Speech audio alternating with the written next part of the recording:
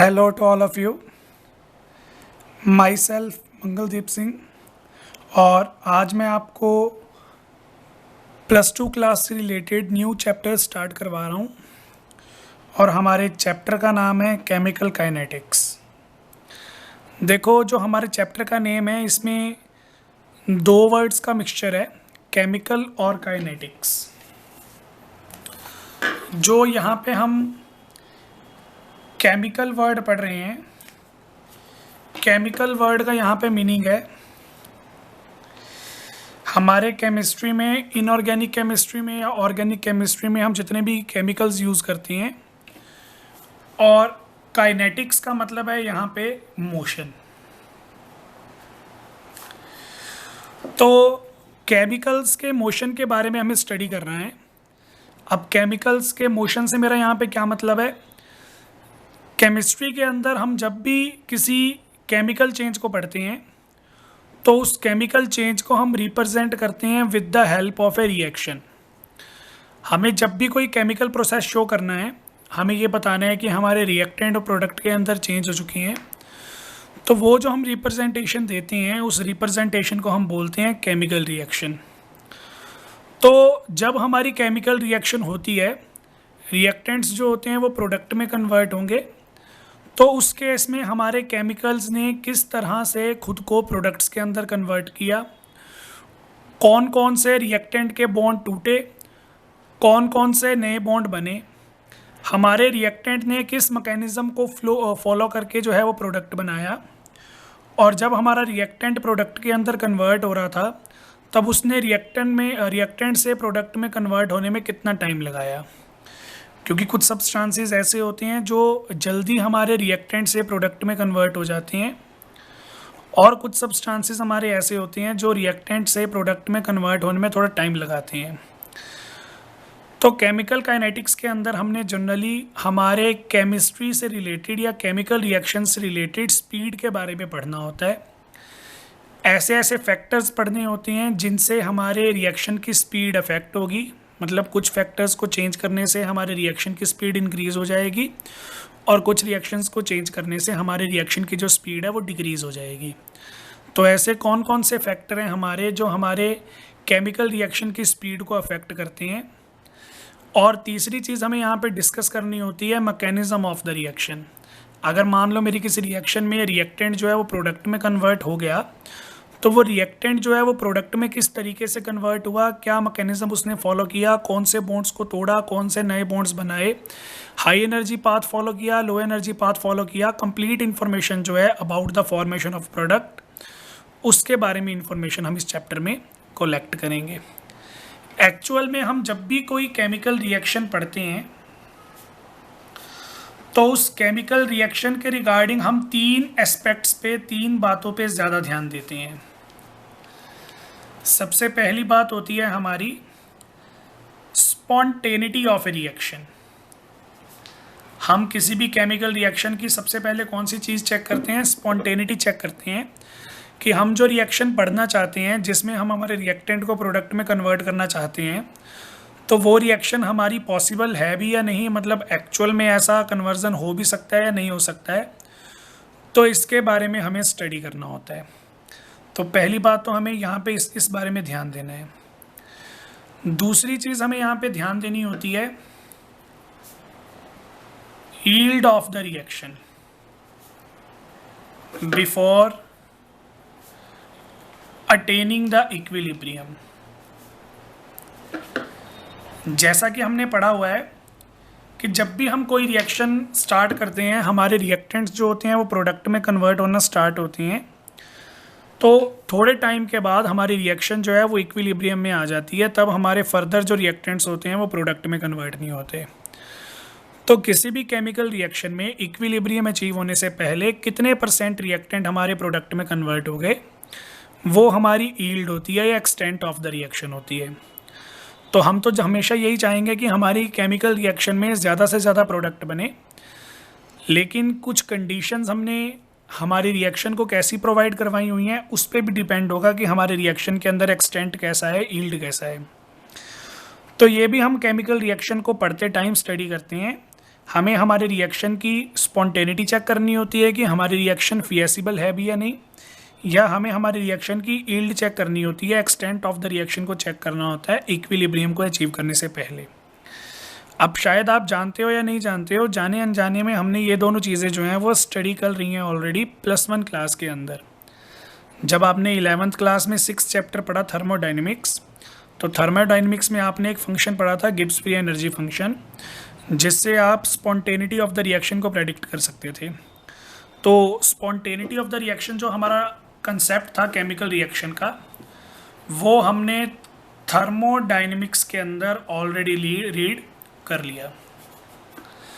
उसके बाद जो सेकंड एस्पेक्ट है हमारा, वो है extent of the chemical reaction before attaining the equilibrium. तो ये भी हमने स्टडी कर लिया था हमारे 7 चैप्टर में +1 क्लास में, जो था इक्विलिब्रियम का। इक्विलिब्रियम में हमने जब इक्विलिब्रियम कांस्टेंट की वैल्यू पढ़ी थी, तो इक्विलिब्रियम कांस्टेंट की जो वैल्यूज़ होती हैं वो हमें बताती हैं about the extent of the reaction. जितनी ज़्यादा हमारे इक्विलिब्रियम कांस्टेंट की वैल्यू आएगी, उतना ज़्यादा वहाँ पे प्रोडक्ट फॉर्मेशन होता है, उतनी ज़्यादा यील्ड आपको मिलती है, उतना ज़्यादा एक्सटेंट होता है रिएक्शन का। तो केमिकल रिएक्शन से रिलेटेड हमारे 3 एस्पेक्ट थे।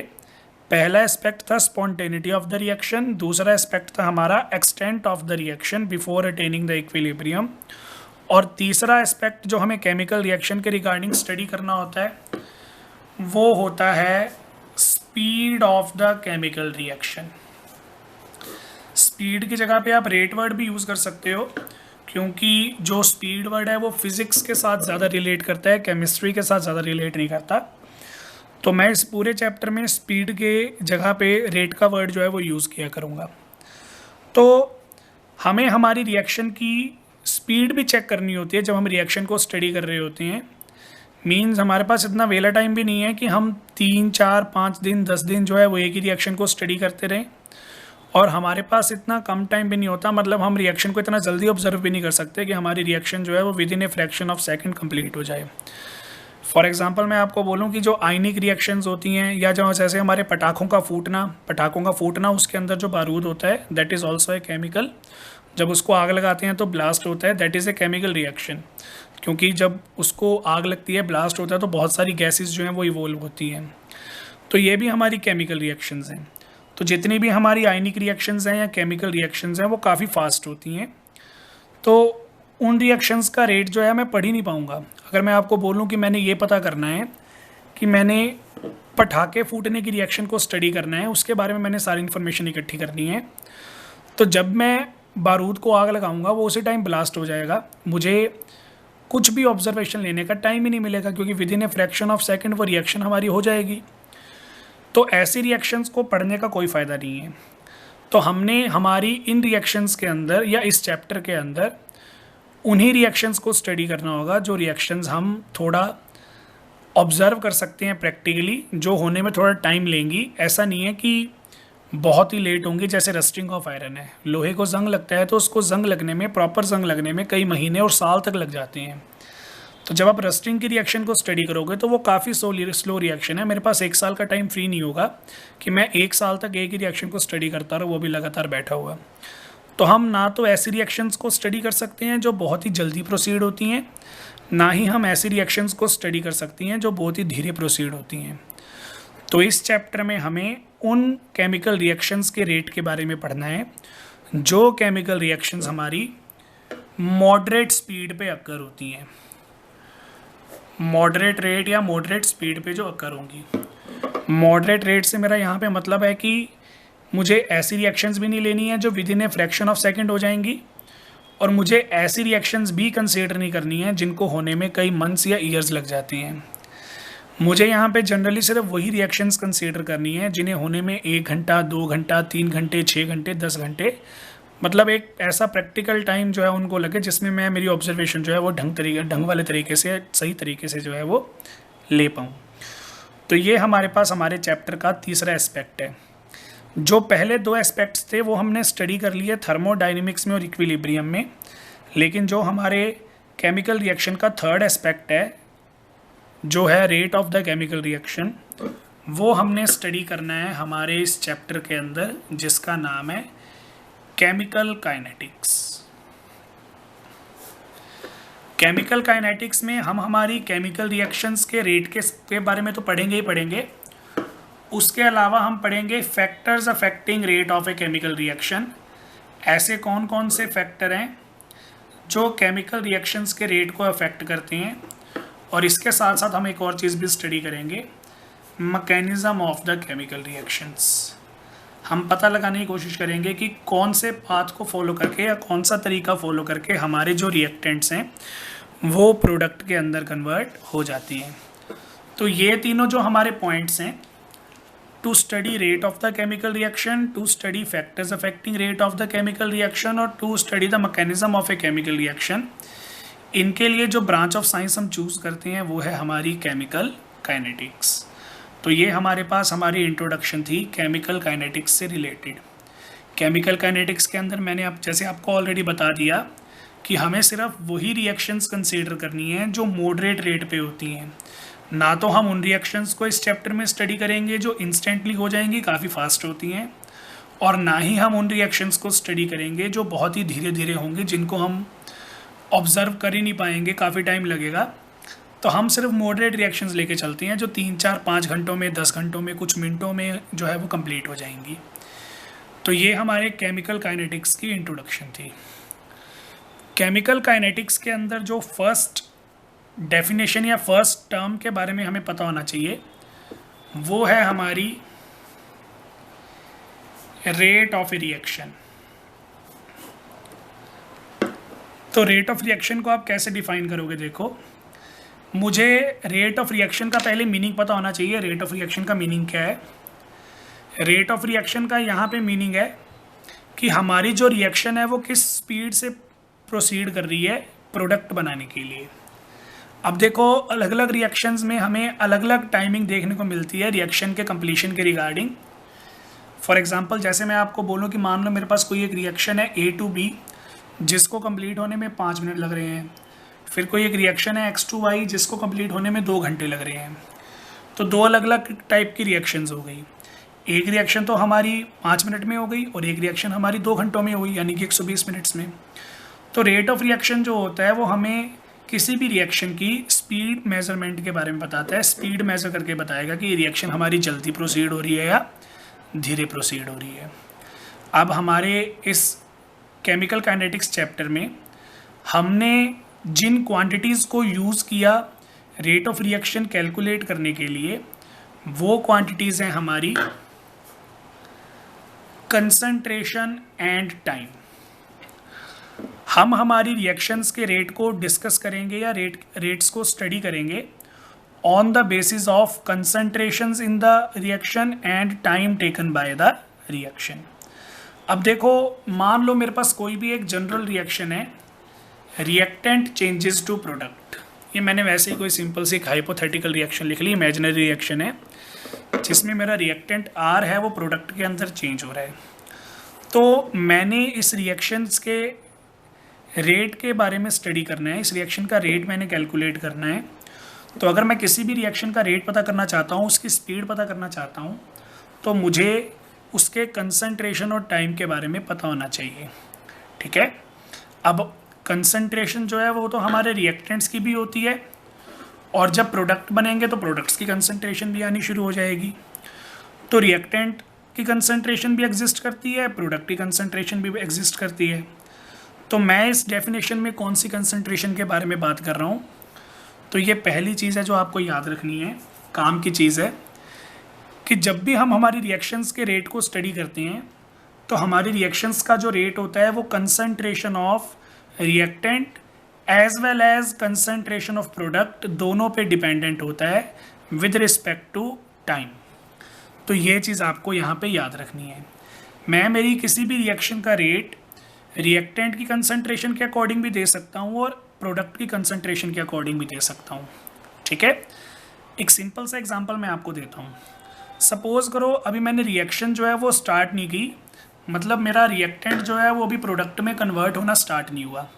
तो अभी मैंने रिएक्शन स्टार्ट नहीं की, मैं बात कर रहा हूँ यहाँ पे इनिशियल कंडीशन की। इनिशियल कंडीशन में मैं क्या बोलूँगा? अभी रिएक्शन तो स्टार्ट हुई नहीं, इसका मतलब है time is equal to 0 seconds. Time अभी 0 सेकेंड ही है, क्योंकि रिएक्शन अभी स्टार्ट नहीं हुई, तो रिएक्टेंट जो होगा वो अपनी फुल कंसंट्रेशन के अंदर प्रेजेंट होगा, लेकिन जो रिएक्टेंट ना हमारा वो फुल कंसंट्रेशन में प्रेजेंट होगा, लेकिन जो प्रोडक्ट है हमारा, क्योंकि रिएक्शन अभी स्टार्ट ही नहीं हुई है तो प्रोडक्ट बना नहीं होगा, तो इसकी कंसंट्रेशन आ रही है 0। तो अभी रिएक्शन स्टार्ट नहीं हुई है, time is equal to 0 second के लिए हमारे पास इनिशियल कंसंट्रेशन क्या आ गई है, रिएक्टेंट की 5, मैंने सपोज की है 5, और इनिशियल कंसंट्रेशन आ गई है प्रोडक्ट की 0। अब जैसे हमारी रिएक्शन स्टार्ट होगी तो हमारा जो रिएक्टेंट है वो प्रोडक्ट में कन्वर्ट होना स्टार्ट हो जाएगा। तो यहाँ पे देखो, जैसे ही हमारा रिएक्टेंट प्रोडक्ट में कन्वर्ट होना स्टार्ट होगा तो हमारे रिएक्टेंट की कंसंट्रेशन होनी शुरू हो जाएगी डिक्रीज, और हमारे प्रोडक्ट की कंसंट्रेशन हो जाएगी शुरू इंक्रीज। जैसे जैसे टाइम स्पेंड होगा, 1 minute, 2 minute, 3 minute, 5 minute, 10 minute, वैसे वैसे हमारे रिएक्टेंट्स की कंसंट्रेशन तो हो जाएगी डिक्रीज और प्रोडक्ट की कंसंट्रेशन हो जाएगी इंक्रीज। सपोज करो मैंने 15 मिनट के बाद चेक किया, t is equal to 15 minutes, तो मेरा रिएक्टेंट जो है वो रह गया 2 मोल पर लीटर उसकी कंसंट्रेशन, और हमारे प्रोडक्ट की कंसंट्रेशन आ गई है 3 मोल पर लीटर। तो पैसेज ऑफ टाइम के साथ हमने ये ऑब्जर्व किया कि रिएक्टेंट जो होता है उसकी कंसंट्रेशन टाइम के साथ साथ डिक्रीज़ होती रहती है, लेकिन जो हमारा प्रोडक्ट होता है, प्रोडक्ट की कंसंट्रेशन टाइम के साथ साथ इंक्रीज़ होती रहती है।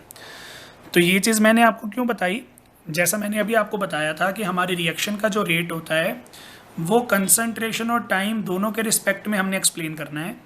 टाइम के रिस्पेक्ट में मुझे टाइम इंटरवल लेना पड़ेगा, एक गिवन टाइम इंटरवल में कितना मेरा रिएक्टेंट जो है वो प्रोडक्ट में कन्वर्ट हो गया, तो मुझे कंसंट्रेशन के रिस्पेक्ट में डेफिनेशन देनी थी। कंसंट्रेशन का फैक्टर तो है ही हमारे पास, उसके अलावा टाइम का फैक्टर भी है, और दोनों फैक्टर्स को मिला के मुझे रेट ऑफ रिएक्शन की डेफिनेशन देनी है। तो अगर मैं कंसंट्रेशंस और टाइम इंटरवल के अकॉर्डिंग डिफाइन करूंगा रेट ऑफ रिएक्शन को, तो मैं कैसे डिफाइन करूंगा, देखो, rate of a reaction is defined as decrease in the concentration of reactant.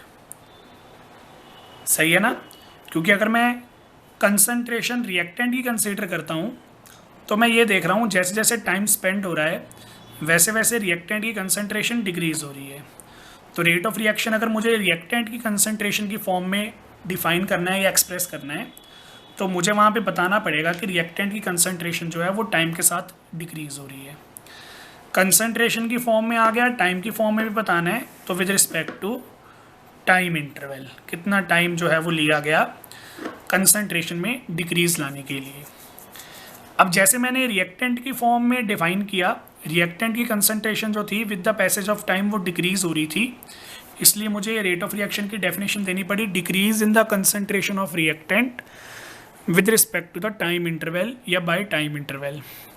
अब जैसे रिएक्टेंट की कंसंट्रेशन डिक्रीज हो रही थी, वैसे ही अगर मैं रेट ऑफ रिएक्शन को प्रोडक्ट की कंसंट्रेशन में एक्सप्रेस करूंगा तो rate of reaction is also defined as increase in the concentration of product with respect to time interval। तो मैंने यहाँ पे रेट ऑफ रिएक्शन को दोनों कंसंट्रेशंस की फॉर्म में एक्सप्रेस कर दिया। मैं रेट ऑफ रिएक्शन को रिएक्टेंट की कंसंट्रेशन की फॉर्म में भी स्टडी कर सकता हूँ और प्रोडक्ट की कंसंट्रेशन की फॉर्म में भी स्टडी कर सकता हूँ। अगर मैं रिएक्टेंट की कंसंट्रेशन के बारे में बोलूँगा तो वो डिक्रीज हो रही है विद रिस्पेक्ट टू टाइम, और अगर मैं प्रोडक्ट की कंसंट्रेशन के बारे में बोलूँगा तो वो इंक्रीज़ हो रही है। तो हमारी कंसंट्रेशन जो है वो टाइम के रिस्पेक्ट में किस स्पीड पे इंक्रीज़ हो रही है या डिक्रीज़ हो रही है, अगर रिएक्टेंट होगा तो डिक्रीज़, अगर प्रोडक्ट होगा तो इंक्रीज़, उसी के अकॉर्डिंग फिर मैं कैलकुलेट कर लूँगा रेट ऑफ रिएक्शन। ठीक है, अब मान लो यहाँ पे सपोज करेंगे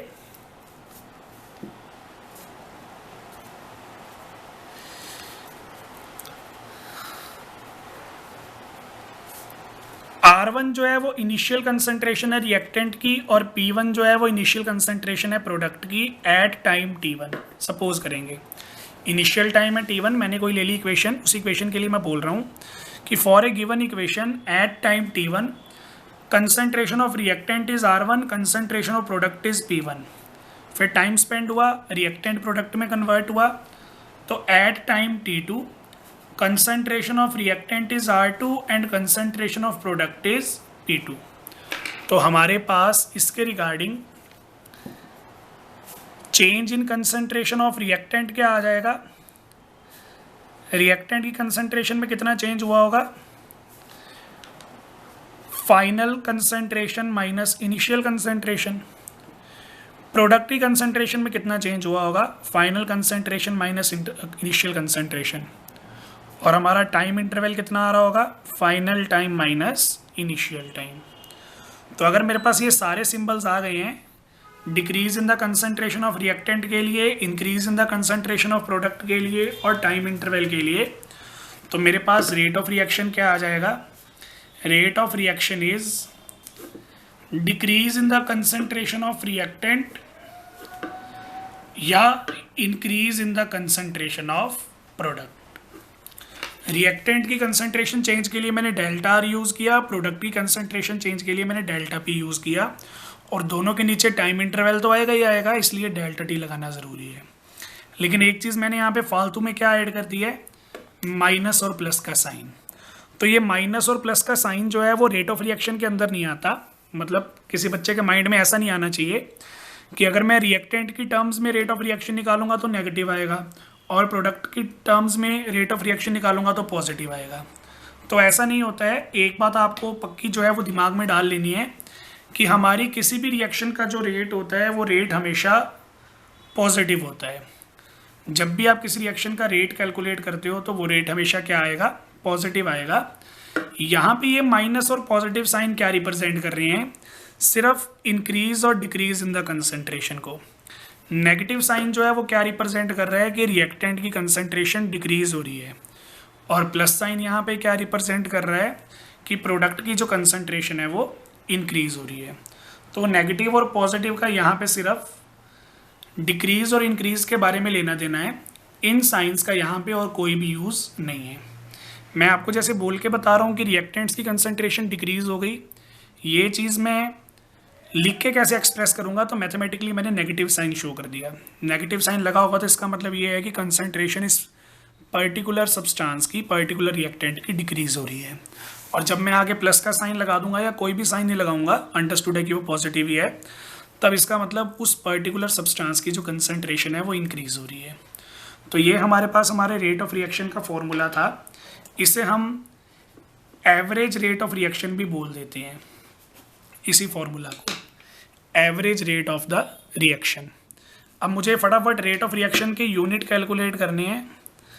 तो रेट ऑफ रिएक्शंस के यूनिट मेरे पास क्या आ रहे होंगे, देखो ये है चेंज इन द कंसंट्रेशन जो हम एक्सप्रेस कर सकते हैं मोल पर लीटर में, और ये है हमारा टाइम इंटरवल। अब टाइम इंटरवल के लिए देखो कोई पर्टिकुलर यूनिट नहीं है, वैसे तो ऐसा यूनिट सेकंड है, लेकिन कई बार हम रिएक्शंस को मेजर करते हैं सेकंड में, कुछ सेकंड में हो जाएगी, कई बार रिएक्शन हमारी कुछ मिनटों में होती है, कई बार कुछ घंटों में होती है, कई बार कुछ दिनों में होती है।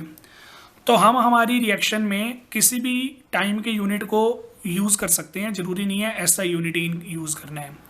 अगर मुझे रिएक्शन का टाइम जो है वो मिनट्स में बताया हुआ है तो उसे सेकंड्स में कन्वर्ट करने की ज़रूरत नहीं है, आप उसे मिनट में एज इट इज़ यूज़ कर लो।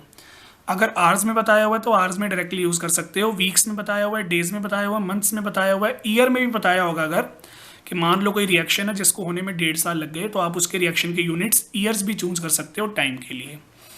तो टाइम के यूनिट्स आपको जो दिए जाएंगे आप उन्हें एज इट इज़ यूज़ कर सकते हो, उन्हें बारी बारी चेंज करने की ज़रूरत नहीं होती। खैर यहाँ पे मैं एक बार टाइम जो है वो उसके यूनिट सेकंड मान लेता हूँ। तो मेरे पास रेट ऑफ रिएक्शन के यूनिट्स आ जाएंगे मोल पर लीटर पर सेकेंड। मिनट मानता तो पर मिनट, आवर्स मानता तो पर आवर। तो ये हमारे पास हमारा केस हो गया है average rate of the reaction का। अब यहाँ पे देखो मैंने क्या किया, जो टाइम इंटरवल था वो थोड़ा सा बड़ा लिया। अगर मैं यहाँ पे आपको एक्सप्लेन करूँ, आप देखो जो मैंने यहाँ पे एक पर्टिकुलर एग्जांपल भी लिया था, इस पर्टिकुलर एग्जांपल में मैंने क्या किया था, टाइम जो है वो 0 सेकंड माना था और यहाँ पे टाइम जो है वो 15 मिनट माना था, तो मैंने लार्ज इंटरवल लिया था। 0 से 15 मिनट के बीच में बहुत ज़्यादा कंसंट्रेशन जो है वो चेंज हो गई होगी दोनों रिएक्टेंट्स और प्रोडक्ट्स की। अगर मैं आपको ये बोलूँ कि मैंने रिएक्शन स्टार्ट की थी t=0 पे, तो 1 सेकंड पे कितना रिएक्टेंट डिक्रीज कंसंट्रेशन में आ गया होगा और प्रोडक्ट की कंसंट्रेशन में कितना इंक्रीज आ गया होगा वो बताओ। तो आप नहीं बता पाओगे क्योंकि इंस्टेंट टाइम के लिए मैंने पूछ लिया है, तो बहुत ही कम डिक्रीज आया होगा कंसंट्रेशन ऑफ रिएक्टेंट में और बहुत ही कम इंक्रीज आया होगा कंसंट्रेशन ऑफ प्रोडक्ट में। मतलब आप इंस्टेंटली जो है वो कंसंट्रेशन ऑफ रिएक्टेंट की डिक्रीज के बारे में और कंसंट्रेशन ऑफ प्रोडक्ट की इंक्रीज के बारे में नहीं एक्सप्लेन कर पाते। तो जब हमें किसी पर्टिकुलर इंस्टेंट के लिए बताना है, जैसे मैं आपको बोलूं कि एक रिएक्शन है, बताओ 18वें सेकंड में कितनी कंसंट्रेशन चेंज हुई है, मैंने कोई लंबा इंटरवल नहीं लिया, मैंने बोला जस्ट 17 से जब 18 हुआ टाइम हमारा, 17 सेकंड से 18 सेकंड हुआ, तो 1 सेकंड के अंदर कितना कंसंट्रेशन में चेंज आया होगा। तो जब हम बहुत ही स्मॉल इंटरवल के लिए रेट ऑफ रिएक्शन कैलकुलेट करते हैं, बहुत ही स्मॉल इंटरवल के लिए, उसे फिर हम बोलते हैं इंस्टेंटेनियस रेट ऑफ रिएक्शन। अब देखो टाइम इंटरवल बहुत ही स्मॉल है, इतना स्मॉल है कि उसको मैं डिफरेंशियल से रिप्रेजेंट कर सकता हूं, तो मैं डेल्टा यूज़ नहीं करूंगा, डी यूज़ करूंगा। बहुत ही स्मॉल टाइम डिफरेंस के लिए मैंने डिफरेंशियल यूज़ किया। अब 17 से 18 सेकंड, एक सेकंड का गैप था, तो 1 सेकंड में तो बहुत ही कम अमाउंट ऑफ रिएक्टेंट जो है वो प्रोडक्ट में कन्वर्ट हुई होगी, इसलिए जो कंसंट्रेशन में चेंज आ रहा होगा वो भी बहुत स्मॉल आ रहा होगा। तो सपोज करो x जो है वो कंसंट्रेशन है, वो रिएक्टेंट की भी हो सकती है प्रोडक्ट की भी, मैंने सिर्फ चेंज इन कंसंट्रेशन बोला। अगर रिएक्टेंट होगा तो ये डिक्रीज होगा, माइनस आ जाएगा, अगर प्रोडक्ट होगा तो ये इंक्रीज होगा, प्लस आ जाएगा। तो अगर मुझे किसी रिएक्शन का एक पर्टिकुलर इंस्टेंट पे रेट ऑफ रिएक्शन जो है वो एक्सप्लेन करना है, तो उसके लिए हमारे पास कंसेप्ट है इंस्टेंटेनियस रेट ऑफ रिएक्शन, जिसे हम डिफाइन करते हैं dx/dt से, मतलब rate of change of concentration with respect to time. ये d/dt मैंने यहाँ पे क्यों लिया, क्योंकि हम इंस्टेंटेनियस रेट कैलकुलेट कर रहे हैं जिसके अंदर काफ़ी स्मॉल चेंजेस आते हैं, और स्मॉल चेंजेस को पढ़ने के लिए फिर हम मैथमेटिकली डिफरेंशियल्स का यूज़ करते हैं।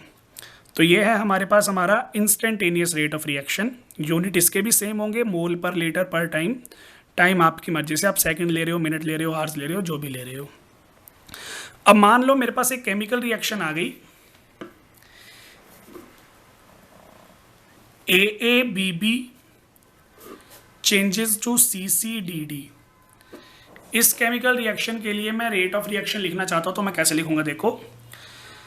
अभी तक जो मैं एग्जांपल ले रहा था ना, वो सिंपल एग्जांपल था, R चेंजेस टू P, मतलब 1 mole of R changes to 1 mole of P। यहाँ पे मैंने क्या किया, यहाँ पे मैंने एक से ज़्यादा मोल्स ले लिए। अब सपोज करो मेरे पास कोई एक रिएक्टेंट है, उस रिएक्टेंट को 1 मोल रिएक्ट करने के लिए 10 मिनट लगते हैं। 1 मोल रिएक्ट करने के लिए 10 मिनट लगेंगे, तो 2 मोल्स के लिए कितने लगेंगे, 20 मिनट। 3 मोल्स के लिए 30 मिनट। यानी कि जब आप नंबर ऑफ मोल्स को इंक्रीज करते हो तो आपका लगता है टाइम ज़्यादा। टाइम अगर ज़्यादा लगेगा किसी प्रोसेस को करने के लिए, किसी रिएक्शन को करने के लिए, इसका मतलब रेट ऑफ रिएक्शन क्या हो गया है, डिक्रीज हो गया है। तो ये चीज़ आपको याद रखनी है, जब भी आप किसी रिएक्शन के नंबर ऑफ मोल्स को इंक्रीज कर देते हो, मतलब उसका रेट ऑफ रिएक्शन क्या हो जाएगा, डिक्रीज। यानी कि जो नंबर ऑफ मोल्स हैं वो रेट ऑफ रिएक्शन के इनवर्सली प्रोपोर्शनल आएंगे। तो अगर मुझे रेट ऑफ रिएक्शन एक्सप्रेस करना है तो मैं कैसे करूंगा, देखो एक ही टर्म्स में कर रहा हूं, dA/dt, रिएक्टेंट है तो माइनस, और नंबर ऑफ मोल्स जो होते हैं वो रेट ऑफ रिएक्शन को डिक्रीज करते हैं, तो वो डिवाइड में। तो रेट ऑफ रिएक्शन को मैंने ए की टर्म्स में डिफाइन कर दिया इस तरीके से। वैसे ही बी की टर्म्स में, अब बी भी मेरा रिएक्टेंट है ना, इसलिए नेगेटिव, और नंबर ऑफ मोल्स आएंगे डिवाइड में, क्योंकि वो रेट ऑफ रिएक्शन के इनवर्सली प्रोपोर्शनल होते हैं। जैसे मैंने रेट ऑफ रिएक्शन को ए और बी में एक्सप्रेस किया, वैसे ही मैं सी और डी में भी कर सकता हूँ। तो dC/dt या dD/dt, दोनों के दोनों पॉजिटिव आएंगे क्योंकि प्रोडक्ट हैं, और जो भी इनके नंबर ऑफ मोल्स होंगे वो डिवाइड में चले जाएंगे, क्योंकि ज़्यादा नंबर ऑफ मोल्स होने की वजह से जो हमारा रेट ऑफ रिएक्शन होता है वो कम हो जाता है। तो ये हमारा किसी भी एक पर्टिकुलर रिएक्शन का रेट ऑफ रिएक्शन एक्सप्रेस करने का तरीका है। इससे जो रिलेटेड न्यूमेरिकल्स होंगे वो हम डिस्कस करेंगे नेक्स्ट लेक्चर में। Thank you.